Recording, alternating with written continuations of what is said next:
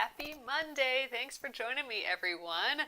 Tonight we are starting the Bride of Frankenstein's Bouquet Embroidery of the Month. I'm excited to get going on this. So there's a lot of split stitch and chain stitch in this one. I think it's going to be neat. It's a few different stitches than I normally use, so it'll be fun to learn those. All right, and we're going to transfer the design to the fabric today. So I'll show you a few different ways you can transfer fabric. So thanks for joining me here. My name is Alyssa Thomas from Penguin and Fish, where we make cute embroidery kits for the beginning crafter, and I'm here every weeknight at 8:30 p.m. Central Time, and it's a time that we can relax and craft together. I'm here for about an hour, and I work on projects from beginning to end, so you can be part of the whole process along the way. So tonight we will start stitching the Bride of Frankenstein's Bouquet, our little spooky bouquet for October. And I'm going to actually stitch it on a light colored fabric, but I want to show you how to transfer it to a dark fabric as well. So we'll do a few different transfer techniques tonight. So thanks again for joining me. All right. Thank you all for coming in. I see all you popping in. All right, so here is our design. I'm going to scooch down for you tonight. I have the printable PDFs on standby here. It is just on my iPad, and I'm going to want this later when we look at the colors and the stitches. I'm going to need that stitch and color guide, so I'm going to keep that nearby. And here is the final thing. So I do have my 4 colors. So this is all what comes in the bundle. You get the fabric, the black fabric, a needle, and the 4 colors. Plus you get the stick and stitch embroidery stabilizer sticker, basically. And I'll show you how to use this tonight. So along with the pattern, I also have printed out the Trace Me part of the digital PDF pattern.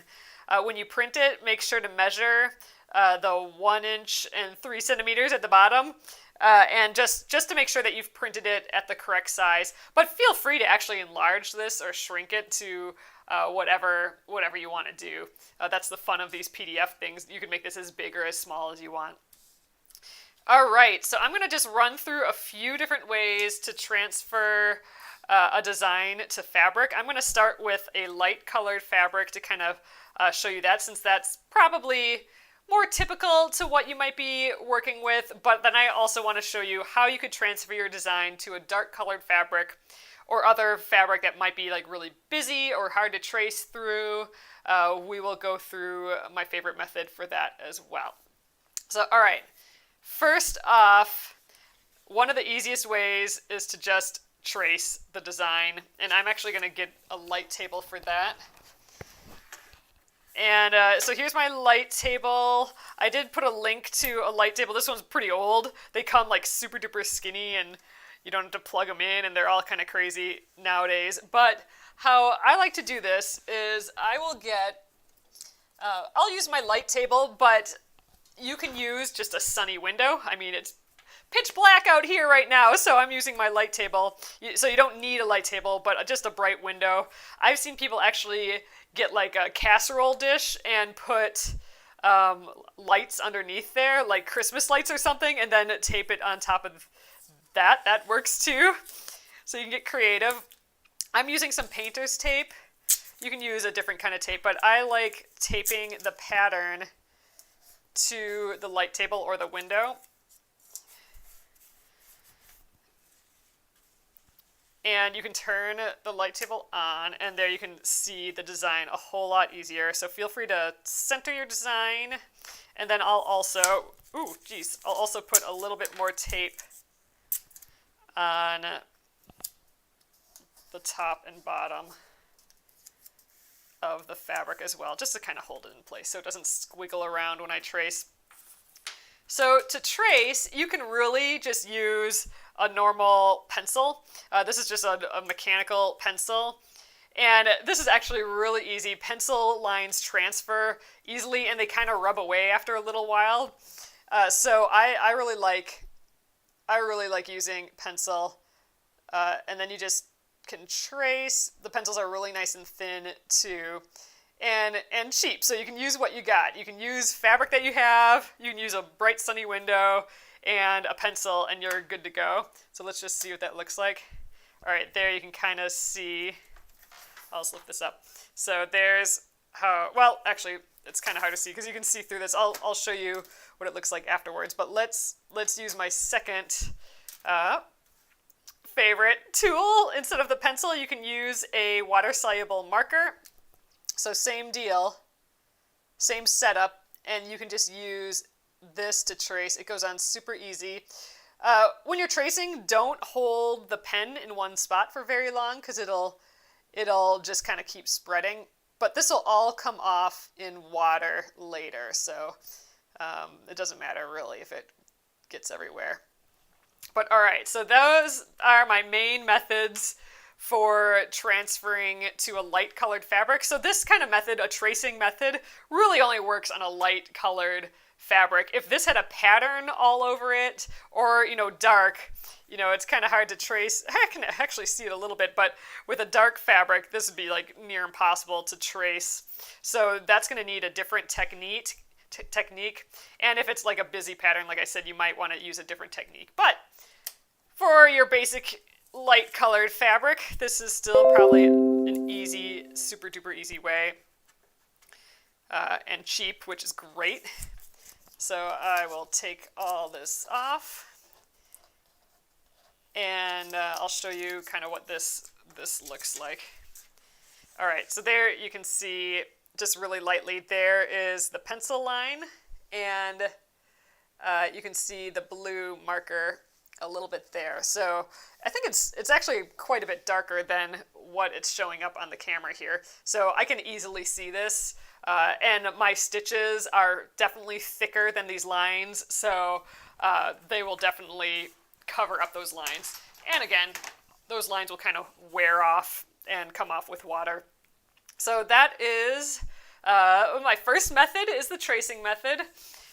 So my final method that I'm going to be using is actually the Sulky Stick and Stitch stabilizer. So I've already printed one here. I'm going to actually use this on this white piece. But this is one of the best ways to go on a dark colored fabric as well. So this is what actually comes with the kit, but it is this product here. It is Stick and Stitch stabilizer by Sulky. And what's awesome is you can just print it right out on your normal printer, and you can use a laser or an inkjet printer, and then you stitch right through it and it comes off with water. So I'm going to show you this whole process because this is actually what I'll be using, but I'll be doing it on the light colored fabric because I want to kind of show you guys the difference between the two color palettes. I'm going to use the same thread that I did here, and we're going to see what the different, just kind of these neutral colors look like on a light colored fabric versus the black. So I'm excited for that. But this, so this is the Stick and Stitch. It works like a sticker. So this is just, like I said, printed on the printer, my laser printer, and it has a backing paper, and then it comes off, and this side is sticky, and we'll actually stick it right on there and stitch right through it. And then you can actually do the same thing on a dark colored fabric. So it's awesome. You don't have to trace the design or anything. You just get to start stitching. So this is actually my favorite way of doing it. You do need that supply. You do need the stick and stitch. So it's a little bit more involved than just tracing with a pen or pencil. But again, so easy because you don't actually have to trace. So, all right, this is the method I am going to end up using, but if you don't have that, here is another way that is great for transferring on a dark fabric. And I'm going to actually, I think, just transfer it down in this corner here to show you. So, for this technique, I'm going to need the traceable pattern, but we're not going to actually trace it. I'm going to use this Serral wax-free transfer paper. So I put a link to this too if you wanted to give this a try.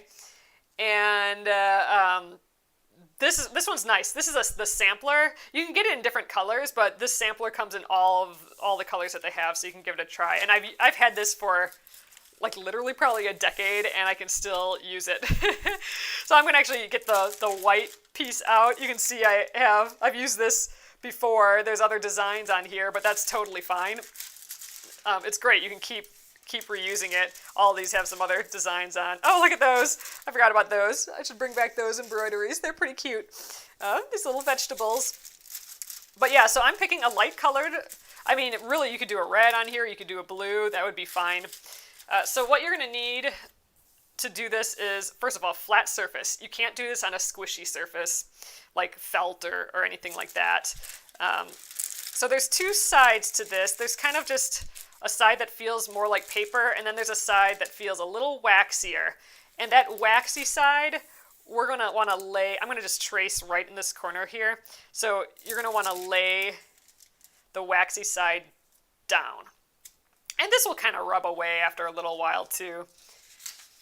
All right, next up, and you can tape this down too. So I would maybe tape down my dark colored fabric and then tape down, I don't know if I'd really tape down this, but you could tape down your design here as well. Let's trace that little, we'll trace this, we'll do this little rose right here. So here it is, the fabric on a hard surface, the cerl paper, and then the design.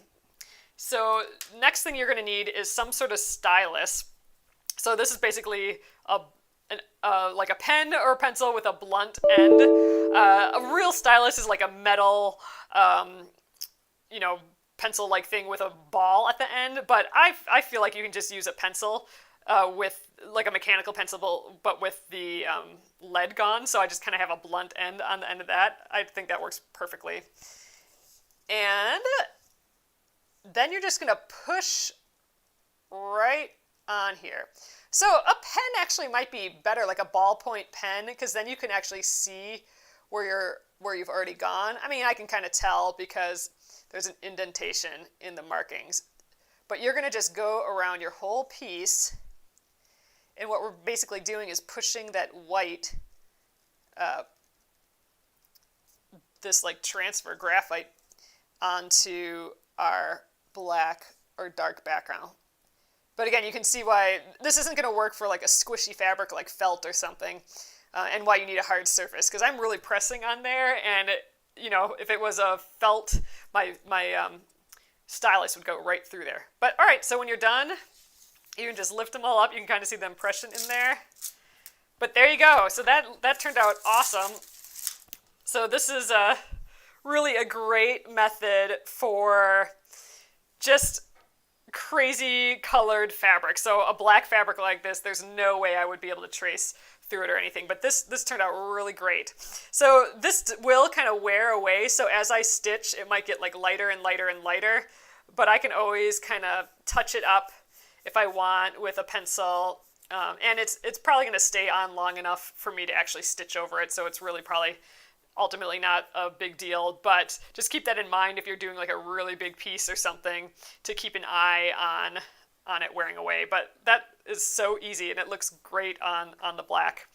So anyway, there's that transfer technique, and again, I think tonight I'm going to use the transfer paper, the stick and stitch transfer paper. So let's get going. Let's start doing that. All right, I'm going to transfer my design here. I'm going to try and actually put it over. Actually, you know what? Let's just flip it over. There we go. Now our little tracing will be on the back, but that will come off later. So again, I think this is like the easiest way. Definitely not the cheapest. The pencil on the fabric is the cheapest in tracing, but this is so easy. I don't have to trace the entire design, meaning I can get started with stitching right away.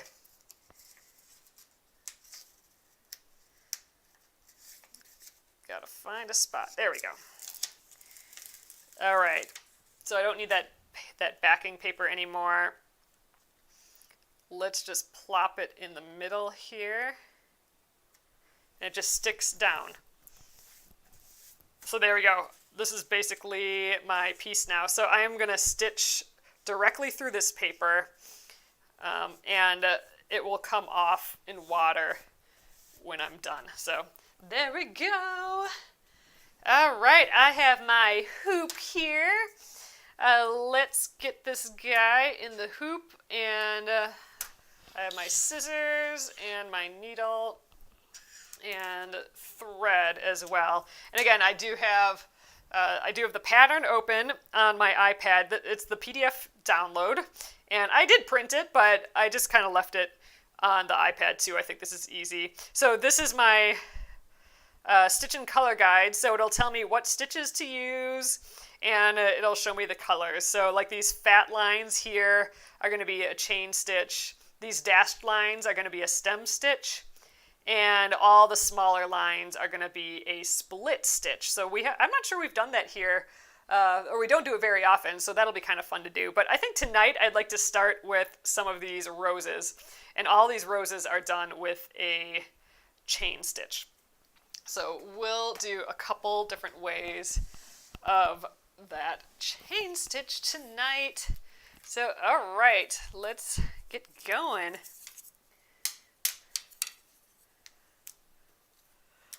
Oh, Janice, that's it. That's interesting to know. That's kind of fun. All right. There we go.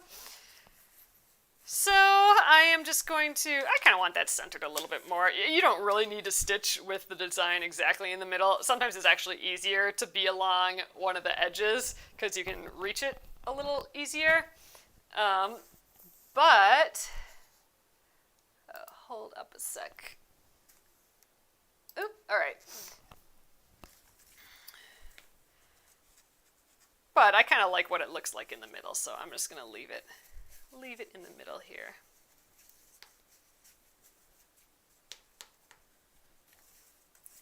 All right, so I'm tightening the hoop, or not tightening the hoop, I'm tightening the fabric.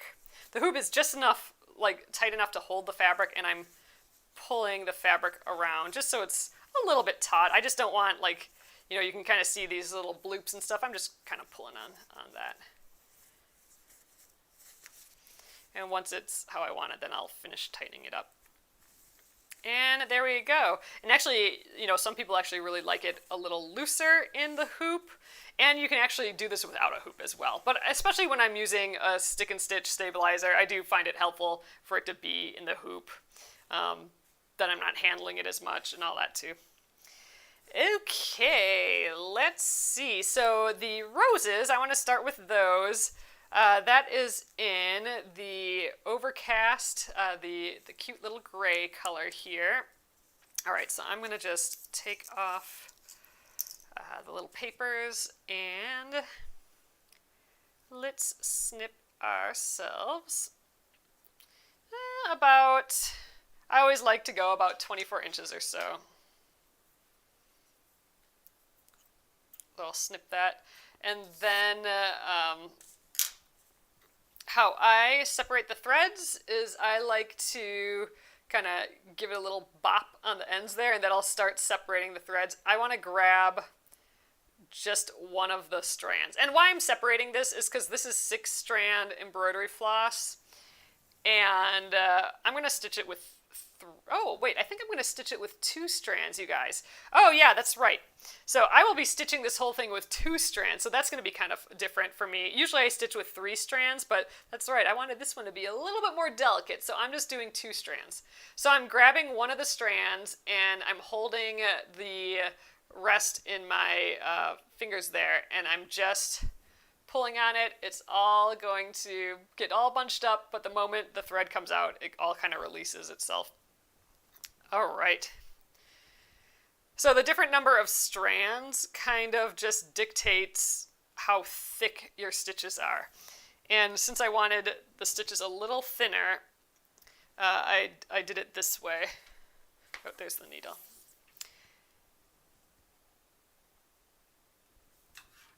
So there's a couple different ways that we could deal with 2 strands, like thread 2 strands. We can do it a little bit differently than what I'm doing here. And maybe we'll address a few of those as we go around, like different ways to start your your thread. I'm going to start just in my normal way though. I start with an away knot, and that's like a knot that I have on reserve because I want to weave in the ends, but it's tough to do that at the beginning. So I'm kind of putting some thread on reserve, and that'll make sense in a little bit here. All right, I think I'm going to just start with that one that we were tracing there. So I'm going to just put my needle about 4 inches away from my starting point, and because that's about how much I want to have on hold. I'm just going to go from the front to the back, and then I'm going to come up at my starting point, and in my case I want it right there. Okay, so this is all going to be a chain stitch. So the main way I do that is I'm going to go in the direction of the line here. I came up right at the beginning of the line, and I'm going to kind of make a loop shape around where I want the next stitch to go. So I'm going to go back in the same exact hole and then come up the next stitch about 1/8 of an inch or so. You can go a little bit smaller. Sometimes around tight curves like this, I'll go a little bit smaller. But I didn't pull it very far, and I'm coming right up in that loop. And then I'm going to pull the thread through. And my thread coming up through the loop, that's going to actually hold the loop in place here. And that is our first little chain stitch.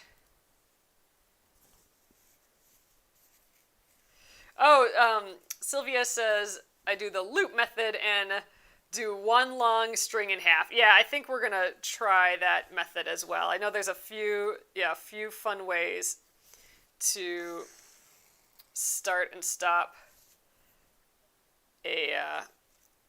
when you just use 2 strands. All right, so sometimes if I don't come right up in the loop, I'll just move the loop over.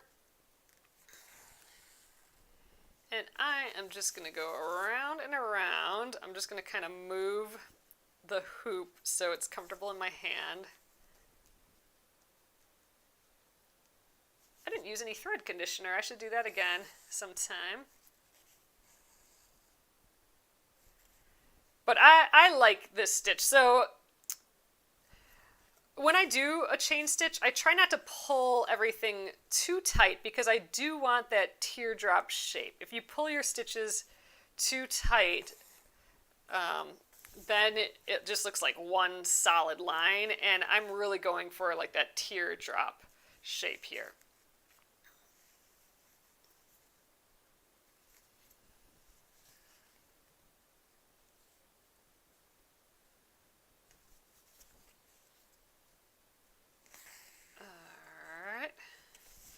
And again, we got some cute little curves in this rows. So some of my stitches might be bigger and smaller because I'm trying to get those curves just right.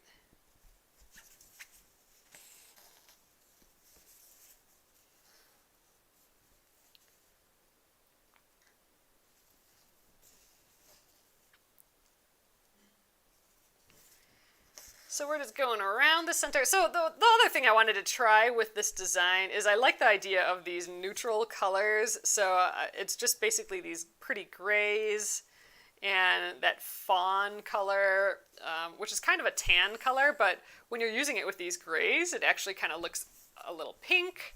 So I'm pretty excited to see what this palette is like. And I think it's going to be really neat to see the black version versus the light colored version just side by side. And I think this would be really fun to stitch with some bright juicy reds or a variegated red floss. I think would be really kind of cool with these with the roses. Fun stuff. So if any of you guys end up stitching it with a different color, be sure to share. I'd love to share it in the Penguin and Fish Crafters group. on Facebook. So the other thing is the chain stitch kind of uses up a lot of thread, so we are going to be using this up pretty quick, which is just fine. We have a bunch more floss. I tend to use, I say thread pretty often, but I'm meaning the same thing when I say thread and floss. In my head, it's the same.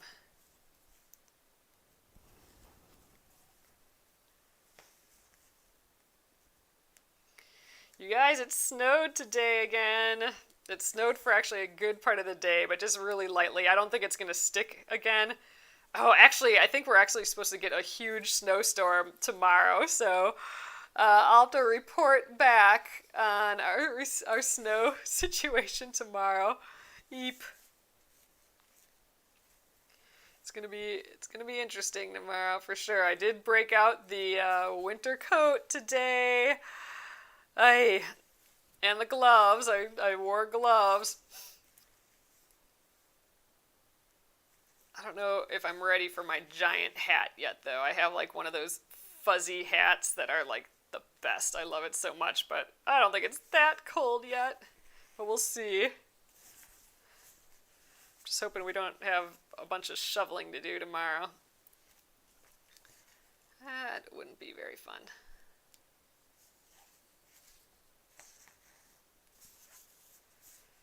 Ooh, Shirley says I'm using yellows on black with a blue ribbon. Oh, that is going to be so pretty. That is going to be so, so pretty.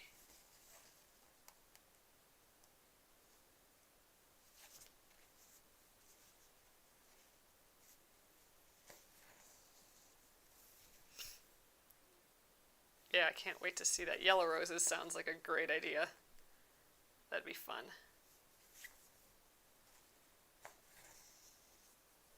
So sometimes I like peeking at the back just to see what the color looks like, because you can't quite see really what the color is going to look like when you have this stick and stitch on. I mean, you can, but it's not the same as seeing it directly on the fabric. So I think this gray is actually going to turn out really pretty on here. I'm excited to get farther and take the stabilizer off later.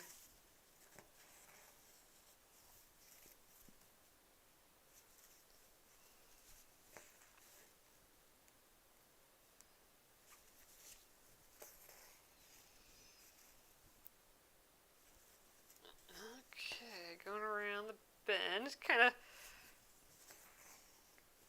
of have a lot of surface area that you're stitching when you're got all these little squiggles to stitch. So the other kind of fun thing is you don't have to stitch the spider if you don't want.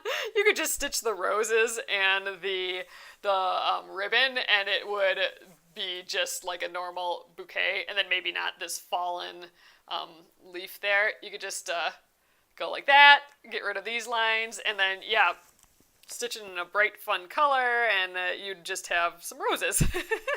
A bouquet of roses. Or any other flower that it looks like, I suppose.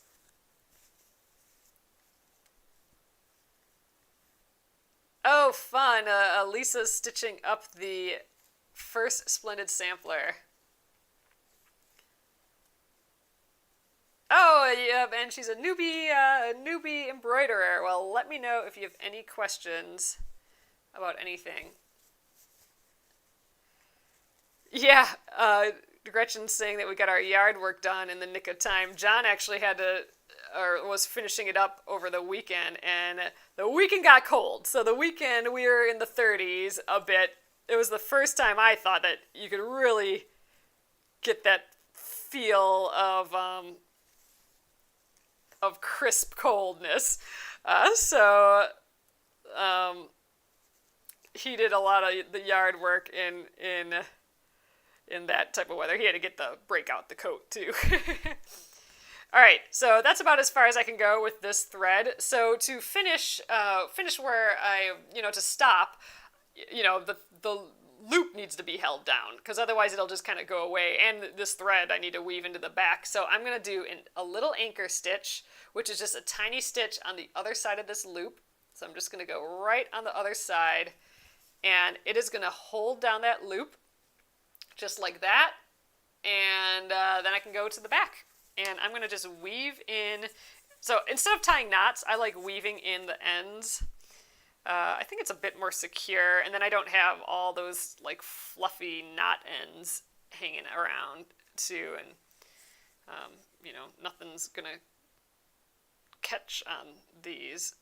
Whereas sometimes when I have knots in the back, I'll be stitching and I'll accidentally, you know, get caught on one of those knots. So this avoids that. So I wove it back and forth 3 times, and then I'm just gonna snip it close to the end there. And now I'm going to address this. So this is that away knot that we did at the beginning. I'm going to just cut that knot away. And now we can weave in that end as well. I think I'll try and go all the way back here. So I'm just threading this again. And we're going to weave in that. The fun thing about stitching on black is you don't really have to worry about seeing your stitches on the front. I'm gonna go 4 times on this just because I'm not quite catching all the threads. There we go. And we'll snip that thread away, and that is how to get like a nice clean back with no knots or anything. I love doing stitching this way. So all right, there is our first little bit. Let's keep going, and tonight I'm going to use the same method of doing these threads, but maybe tomorrow I'll do a different method where I can show you some different ways to start and stop these 2 strands of floss. That'll be kind of fun. But tonight we'll stick to this way. All right, and then this is 2 left that can hang out here. All right, I'm just putting those strands back together and kind of running my hands through them to get them next to each other again. Happy Monday, Jocelyn. Ugh, there we go, got it.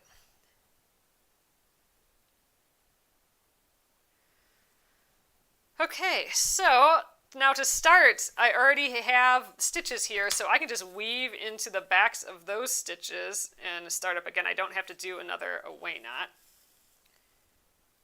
So 1, 2, and this third one is what kind of locks it in place. All right. And we're just going to continue right where we left off. I'm going to come up, you know, we did that anchor stitch, but I'm going to come up right in that loop. And then, you know, start my next stitch. So I'm going to go right back into that loop again, and we'll cover up that anchor stitch with this stitch so you won't even know that we started and stopped at all. There we go. Yep, can't see it at all. So it's just like we're continuing the line.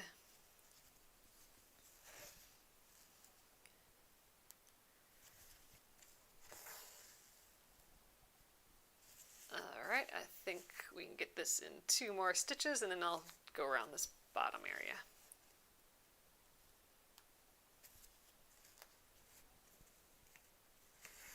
So I think only the roses, like the blooms, are this light gray, this overcast color.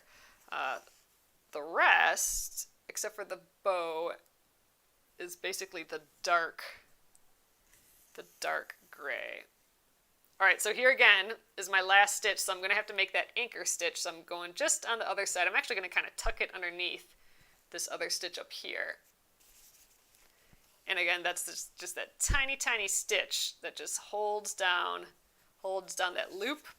And And I kind of tucked it under this upper loop so that this part looks like it's in front of this bottom part. I suppose it doesn't really matter. You could have done this in the front too. All right, so I'm going to actually just jump on over here. Actually, maybe I'll just go up in the same...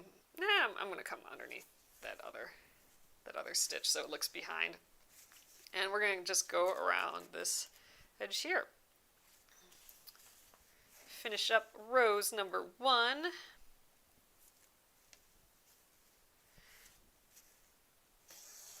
So a lot of times I'll just kind of hang out with the one color and do all the things in this one color first. But other times I like to work on a section. So we could kind of work on this whole area if we kind of wanted to. But I think let's keep up with these roses for a little bit longer tonight.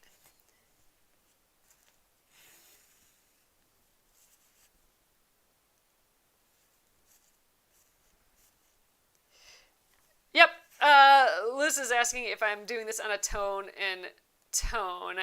Basically, so yeah, it's kind of a neutral palette. Let's call it that. So I'm doing, it's 4 colors. So it's this light gray that I'm using. It's a dark gray. It's white, and it is this like fawn colored. So it's just kind of a neutral palette, and almost like a grayscale palette, which is kind of fun. And I'm excited because I'm using the same colors that I used on this black piece, so I'm curious. I'd like to see what it looks like on a light palette versus a dark. So the bundle actually comes with the black, but I thought it'd be fun just in case you guys wanted to see what it looked like on a light colored. Because you could do this any color you want too. Actually, this neutral palette would be really pretty on a bright color. Like if we did this like if we had bright red fabric or like a burgundy fabric, or even like a teal fabric, anything, and we stitched these neutral gray colors on top of, a fun colored fabric, I think it would be really, really, really pretty. Like the neutrals on top of a bright color. And you could also do bright or, more colorful thread as a way to add more color too.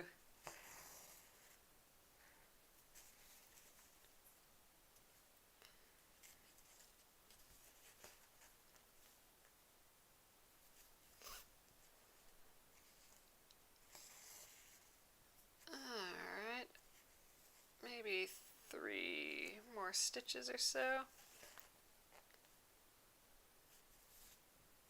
Maybe 4.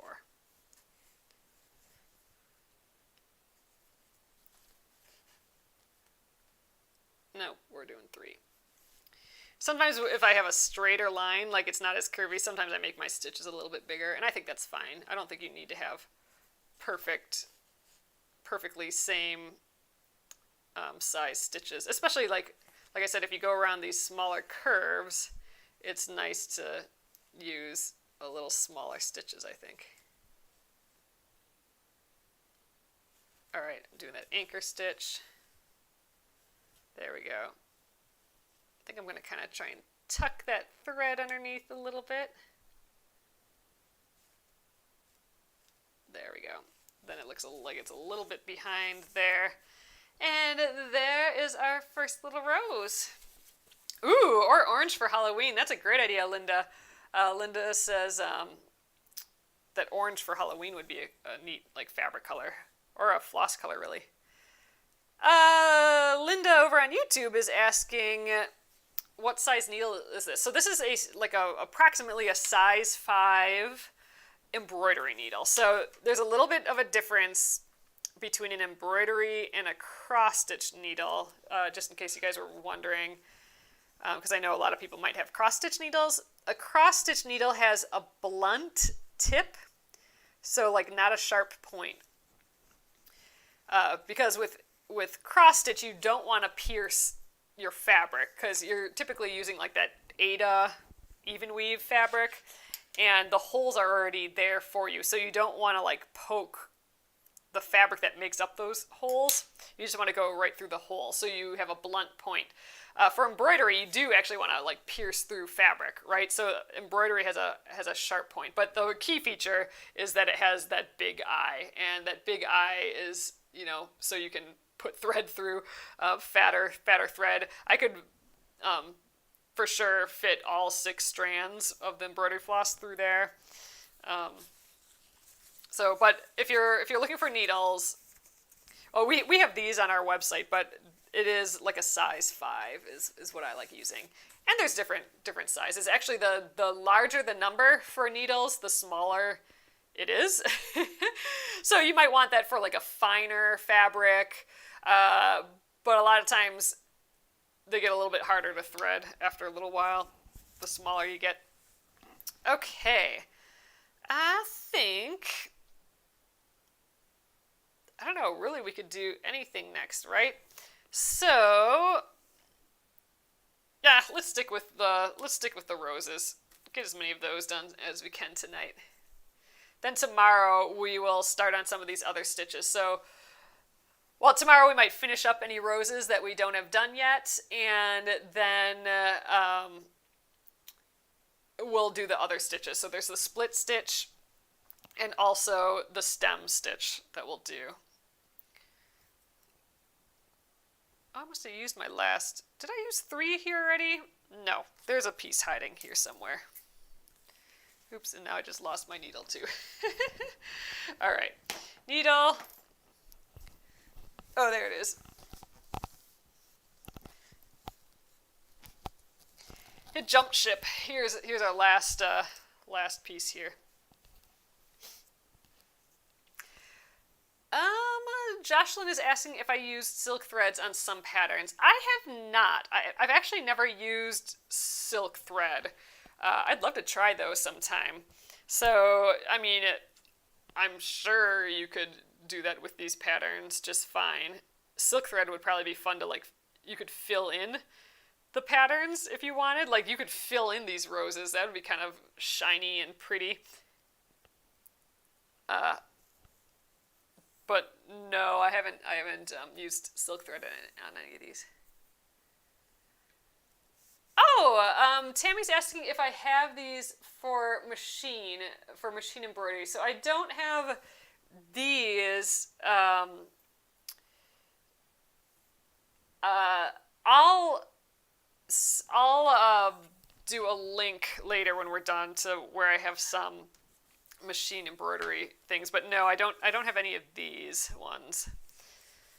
You know what? I think I'm gonna weave in the ends here, and then I'm gonna jump to this rose and then go around the bottom edge and then come back and do this loop. Oh, this isn't connected. I might just like jump over to this next little bit too. Yeah, you might be able to see it behind though. Maybe I'll start fresh there. But I'm gonna start out by weaving in the end here because I have it to weave in. And then I'm going to go around the bottom.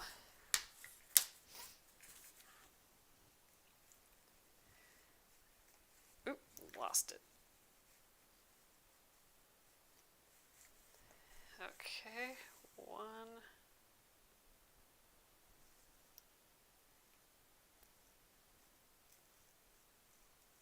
2. I always have to count to make sure that I'm doing the 3.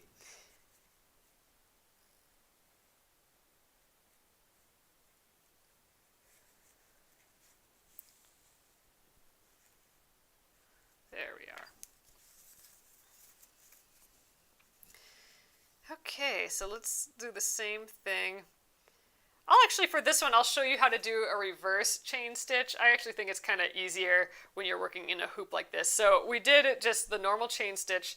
So for this one, I'll go in reverse. So what that means is I'm going to do that anchor stitch first. So I'm just going to make like a teeny little barely there stitch, and I'm going to just kind of leave a loop there. And I'm going to come up a stitch length away, and I'm going to go through that loop and then kind of pull it tight and pull this thread tight, and then I'm going to just go through that loop. Let's just even pull it a little tighter.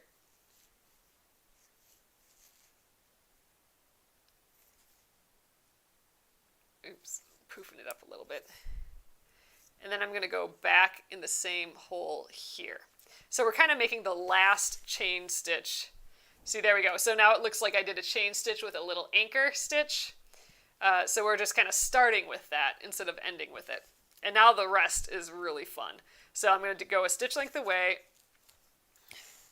And then I can just swoop underneath that chain stitch. So I'm underneath it and come through, and there's my loop, and then I just go back in the same hole again. So that's the reverse chain stitch. It'll actually make your chain stitches go in the other direction. But I think this idea of just swooping underneath here is really easy, and I don't have to worry about coming up in the middle of that big loose loop that I was doing with this one.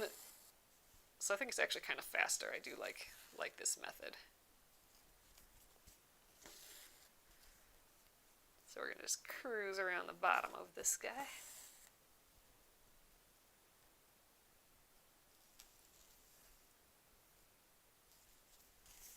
Keep rotating so it's easier. Easier to hold. I do have my fingers on kind of the backs of the stitches here, so I'm feeling like where the stitches go in and out with my left hand there, and the needle, so I can kind of feel if there's any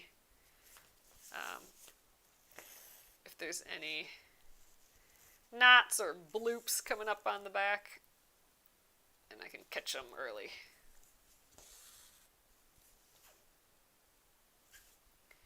Yeah, and feel free to use more strands. I'm using just 2 strands for this piece because I think it has more of that delicate feel. And actually, for the real reason is for the split stitch, you actually have to come up through your floss, and that's easier to do when there's an even amount of strands of floss. So 2 for split stitch is a bit easier than 3. And the fun thing is, like, for this particular piece, the split stitch is actually going to look a lot like the chain stitch. So our whole piece is almost going to look like it's entirely chain stitched. But some of them, the actual chain stitches will be a little bit fatter than the split stitches. But the split stitches are going to have a similar feel. It's going to be fun.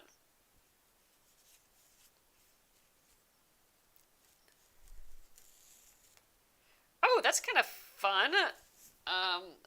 Just seeing who mentioned that.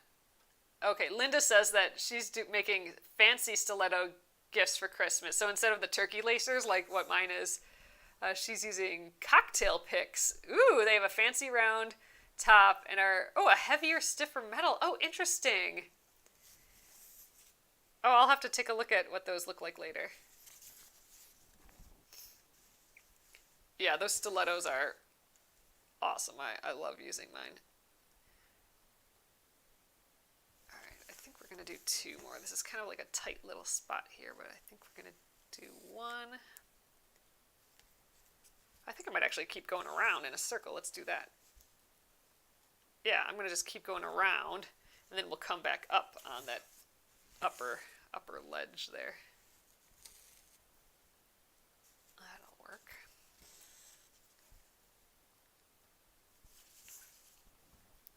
So chain stitch can be a little awkward around really tight curves, like your loops may kind of move around a little bit.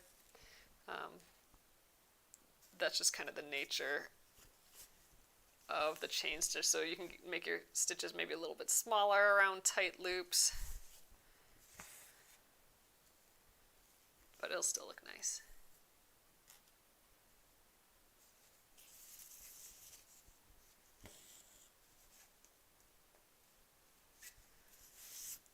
Just sticking the sticker down a little bit again.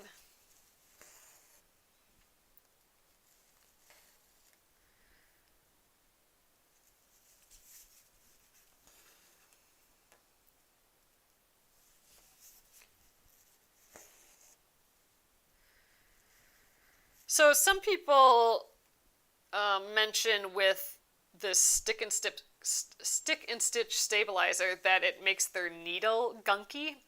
I have had that happen before, not very often, but I find that happens in theory the most when it's a bit more humid outside. So if you're in a humid area, you might run into that problem a little bit more. But you can just wet down the needle with just a rag to wipe off the stickiness and then keep stitching. So that could be a problem. I'm actually kind of noticing the opposite. It's getting really dry here all of a sudden. So it's maybe coming up a little bit, although I'm kind of handling it a bit, the edge.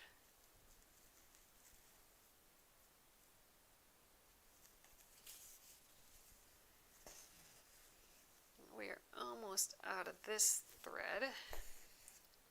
Oh, and this is the last thread from our first batch.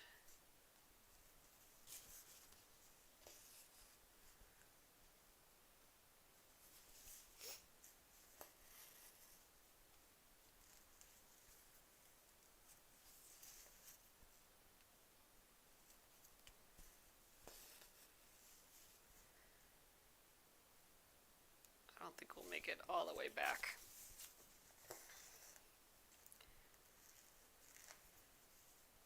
Oops, I got a little knot there. All right, so when you get these loopy knots, which is a common knot for embroidery, I just stick my needle in the loop and kind of pull up, and the knot will go all the way to the needle tip, and then once it gets to there, then I go back out and I just kind of pop out the knot.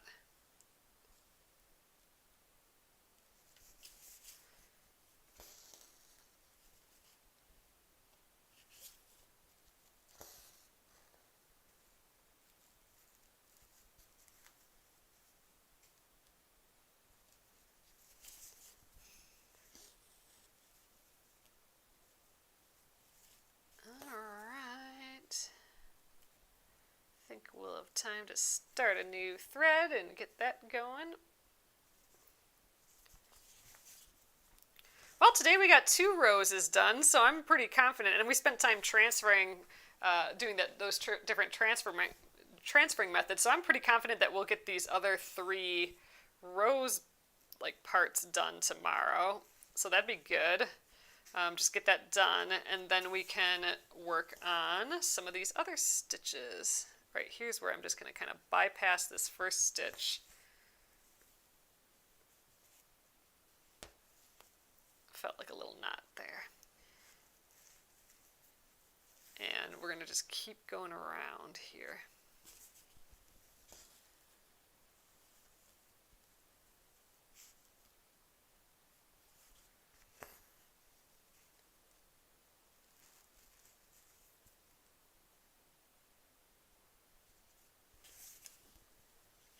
Gosh, we're getting farther than I thought we would with this one thread, so that's cool.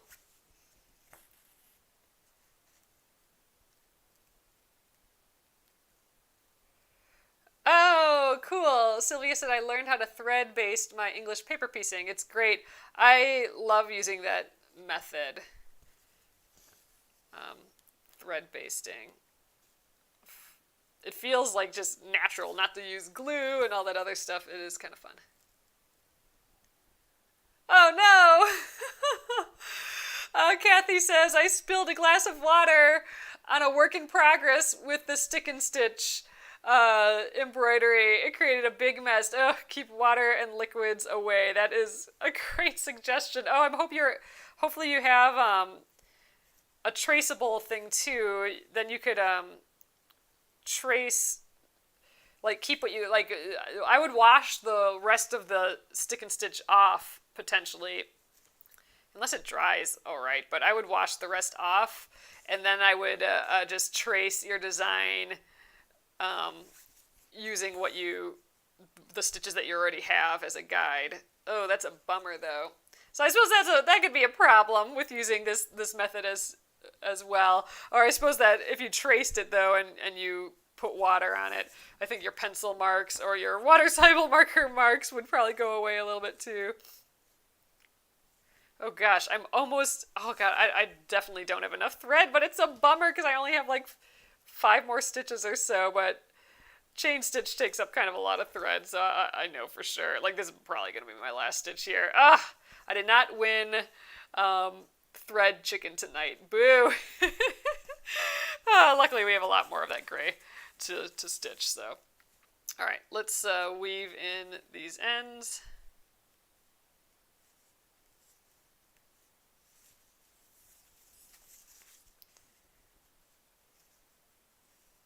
Oh gosh, I really hope that there's no snow to shovel tomorrow morning.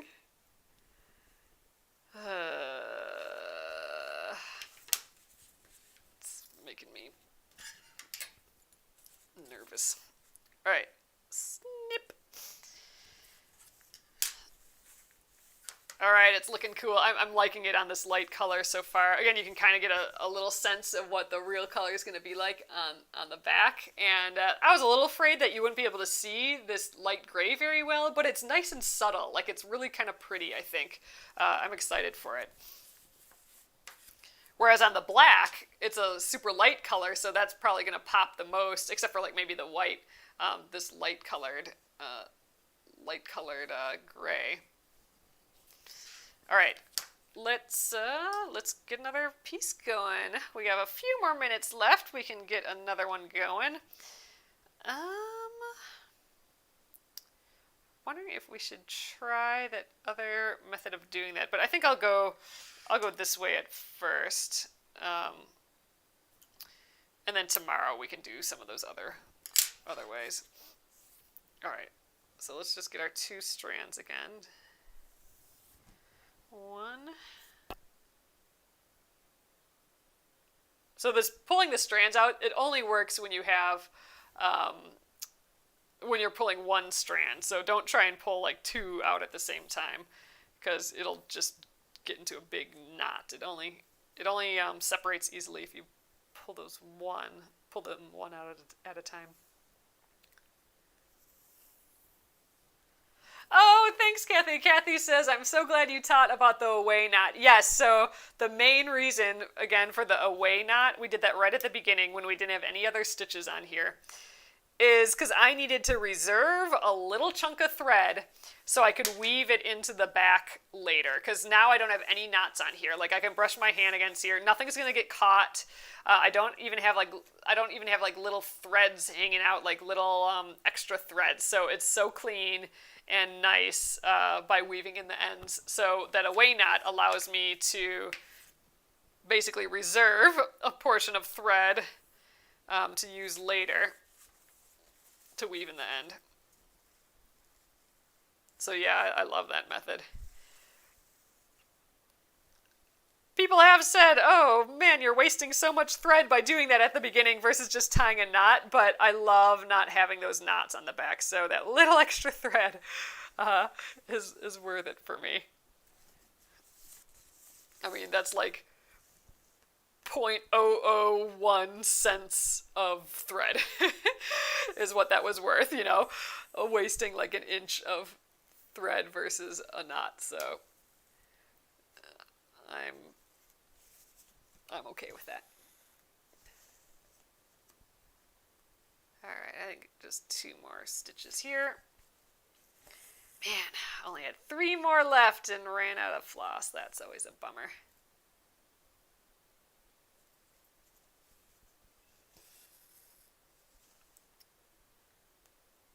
All right, this will be a kind of a big last stitch, but that's okay.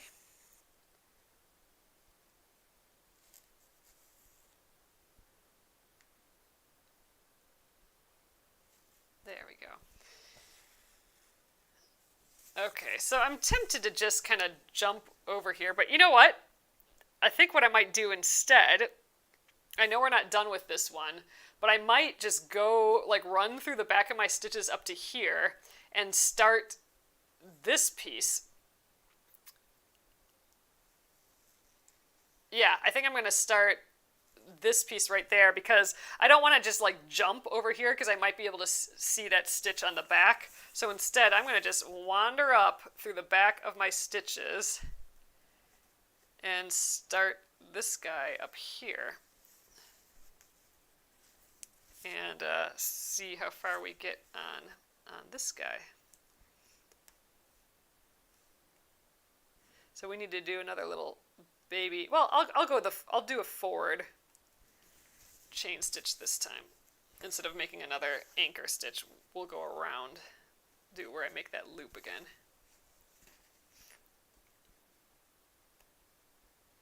So when I start a new bit of floss, I'll go in the middle there.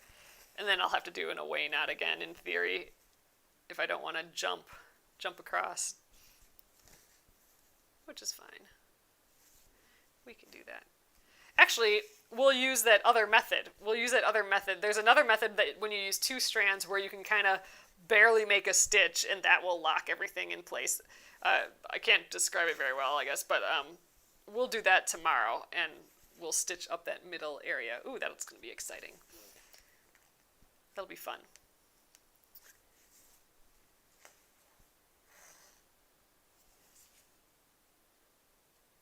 Weird, I ended on this side. Wait. Oh, weird. I did jump there. I'm like, I thought I was going to come out on this side, but I did, but then I jumped over here. Oh, well. Must be getting late. Like this wasn't right. I thought I was going to come up on this side of it, and I did. I just kind of leapt over to here.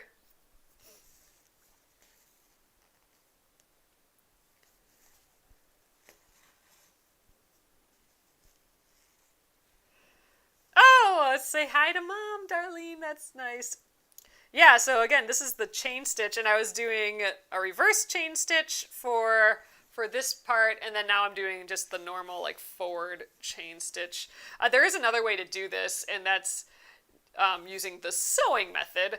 It's the same stitch, but the sewing method of embroidery. So right now I'm doing the stabbing method of embroidery, and that's where you stab straight down, bring the needle through, and then you stab back up where you want to go next, and then you stitch through. The sewing method for embroidery is where you go in and out in one motion. It actually is that works great for chain stitch. Although not so great with an embroidery stabilizer like this. I feel like it gets in the way, but the stabilizer. But the sewing method is you go in and out in the same motion, and then I can actually wrap this thread around the back to get that loop, and then I just pull to finish the stitch.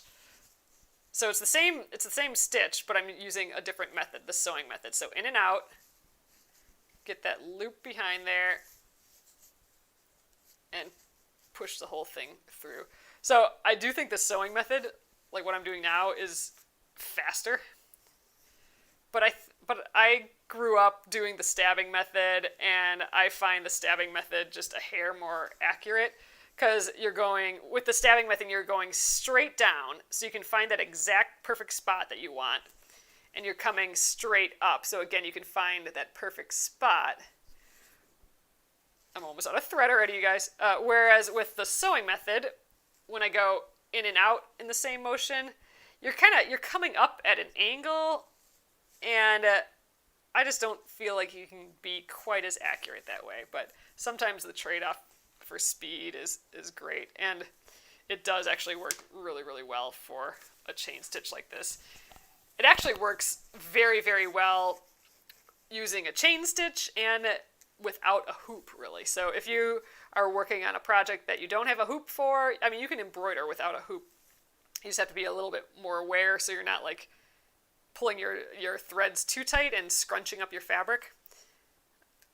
But that sewing method works really well if you're not using a hoop. All right, I think we got maybe one more stitch in me here. And then we'll weave in the end, and we will call it a night, and we will pick up on these tomorrow. So let's get that last little anchor stitch in to hold down our loop.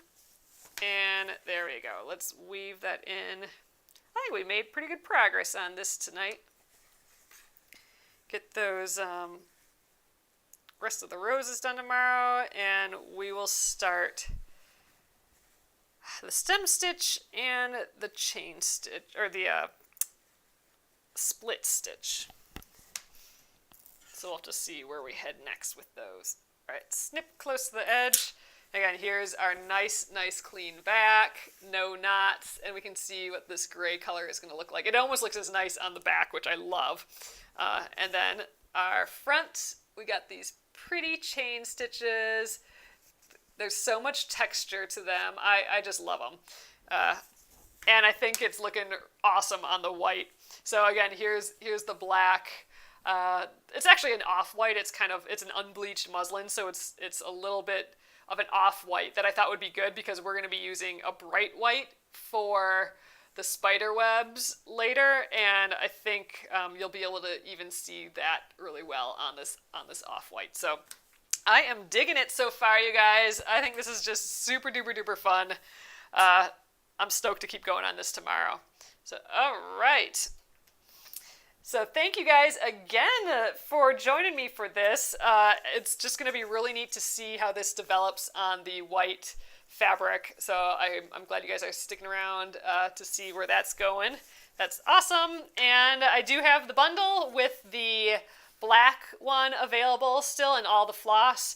And you can just get the pattern as well. The bundle actually comes with the pattern, the digital pattern. And again, I have that open.